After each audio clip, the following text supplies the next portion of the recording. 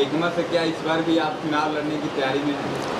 निश्चित 2025 में निश्चित हम चुनाव लड़ेंगे, क्योंकि एकमा विधानसभा क्षेत्र की जनता चाहती है कि कामेश्वर कुमार सिंह मुन्ना चुनाव लड़ें, और एकमा विधानसभा क्षेत्र की जनता जनार्दन इस बार मन बना चुकी है कि कामेश्वर कुमार मुन्ना को इस बार भारी वोटों से जिताकर विधानसभा में भेजना है। ये हमको 100% विश्वास है कि एकमा की सीट एनडीए में एलजेपी को ही मिलेगी और एलजेपी से हम ही चुनाव लड़ेंगे, क्योंकि आज से 6 महीना पहले चिराग पासवान जी ने हमको आदेश दे दिए हैं, बोल दिए हैं। क्या उद्देश्य है इसका? देखिए रूढ़ी जी, सबसे पहले तो आप सभी लोग चैनल के और चैनल को देख रहे सभी लोगों का मैं नमस्कार, चरण वंदन, अभिनंदन करता हूं। आज जो कार्यक्रम हुई है यहाँ पे, पूर्व केंद्रीय मंत्री, राष्ट्रीय प्रवक्ता आदरणीय बड़े भाई राजीव प्रताप रूढ़ी जी का लोकसभा 2024 के पहले से ही पूरा बिहार में वह अपना एक कार्यक्रम चला रहे हैं। जय संगा के बैनर तले, उसी के तहत आज एकमा विधानसभा क्षेत्र में भी उनका कार्यक्रम था। पहले उनका कार्यक्रम प्रमंडल वाइज हुआ था, उसके बाद जिला वाइज कार्यक्रम उनका हुआ, जिला वाइज के बाद विधानसभा वाइज वो कार्यक्रम कर रहे हैं। उसी के तहत आज हमारे एकमा विधानसभा में उनका कार्यक्रम था।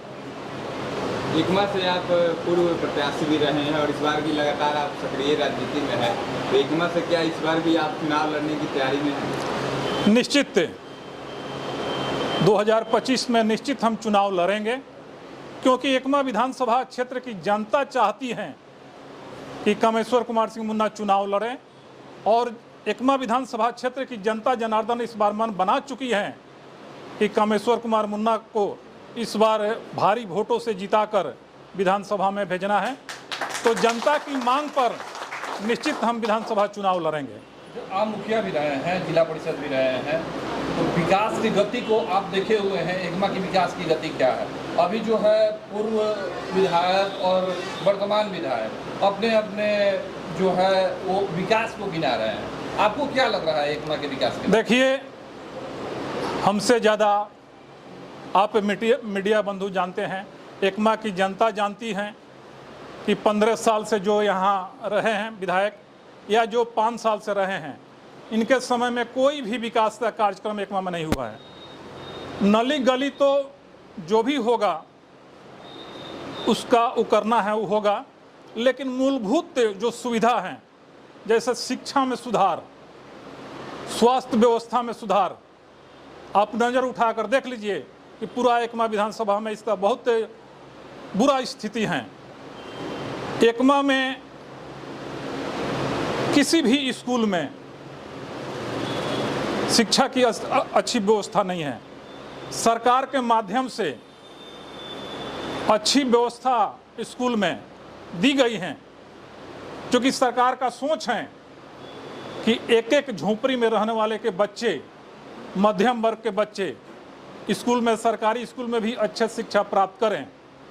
लेकिन स्कूल में सही से शिक्षा नहीं मिल रहा है, जिसका दोषी जो जनप्रतिनिधि, जो विधायक 15 साल से 5 साल से हैं, वो लोग हैं, क्योंकि उनको कोई मतलब नहीं है कि अच्छी शिक्षा व्यवस्था हो।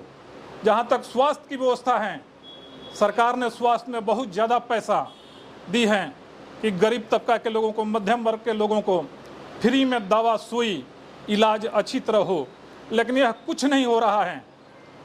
कामेश्वर जी, आप एनडीए के हिस्सा हैं और कहीं ना कहीं आप यहाँ से 2 मजबूत दावेदार एनडीए की तरफ से दिख रहे हैं, तो क्या लगता है कि अगर टिकट किस दल को जाएगा, या तो अभी तक कंफर्म नहीं हो पाया है, हो सकता है अगर किसी और दल को चला जाता है एलजेपी के अलावा एकमा में, तो आप क्या करेंगे? देखिए, हमको 100% विश्वास है कि एकमा की सीट एनडीए में एलजेपी को ही मिलेगी और एलजेपी से हम ही चुनाव लड़ेंगे, क्योंकि आज से 6 महीना पहले चिराग पासवान जी ने हमको आदेश दे दिए हैं, बोल दिए हैं कि आप विधानसभा चुनाव का तैयारी कीजिए, आपको हम सिंबल देंगे, आपको चुनाव लड़ाएंगे। उनके आदेशानुसार ही हम तैयारी कर रहे हैं। चिराग पासवान जी के साथ साथ और भी एनडीए के कई बड़े बड़े नेता हैं जिन्होंने हमें आदेश दिए हैं कि विधानसभा का चुनाव तैयारी कीजिए, आपको एनडीए से एकमा विधानसभा चुनाव से लड़ाया जाएगा। उनके आदेश पर, एनडीए के नेताओं के आदेश पर और एकमा विधानसभा क्षेत्र की जनता जनार्दन के मांग पर हम चुनाव लड़ने के लिए तैयारी कर रहे हैं और निश्चित मुझे टिकट लड़ेगी और निश्चित टिकट मुझे मिलेगी और निश्चित हम चुनाव लड़ेंगे।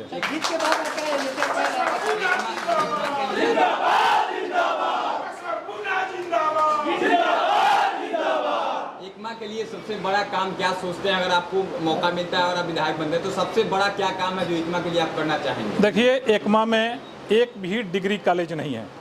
एकमा विधानसभा में एक भी गर्ल्स स्कूल नहीं है। यहाँ अनुमंडल भी नहीं है।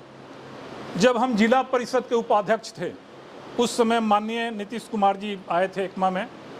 हम लोग बैठक करके उनसे मांग किए थे कि एकमा को अनुमंडल बना दिया जाए, एकमा में ग्रिड दिया जाए, डिग्री कॉलेज की स्थापना किया जाए, दुर्धय चौड़ का विकास किया जाए, निकासी किया जाए। तो माननीय मुख्यमंत्री जी ने ग्रिड का तोहफा देकर एकमा में जनता जनार्दन को सुख सुविधा दिए। लेकिन 2015 में हम इस मुद्दा को उठाए थे कि एकमा में डिग्री कॉलेज होनी चाहिए, गर्ल्स स्कूल होनी चाहिए।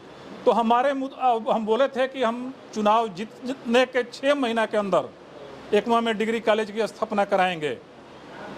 जब इस मुद्दा को हम उठाए तो और जो लोग चुनाव लड़ रहे थे उन लोग भी अपना इस मुद्दा को लेकर उन्होंने घोषणा किया कि हम चुनाव जीत जाएंगे तो 3 महीना के अंदर में एकमा में विधानसभा में डिग्री कॉलेज की स्थापना करा देंगे।